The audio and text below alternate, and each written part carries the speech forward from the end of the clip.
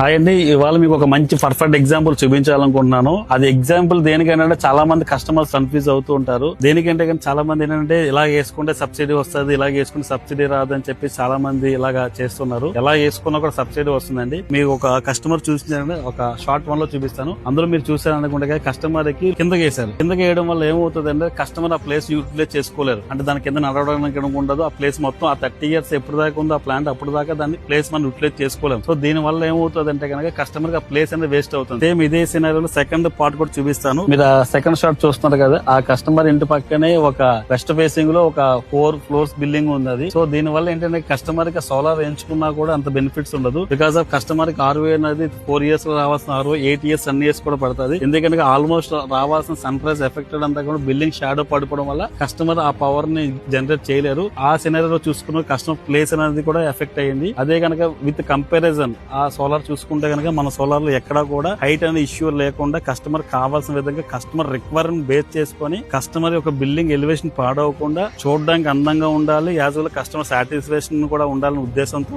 ఈ project start చేసాము.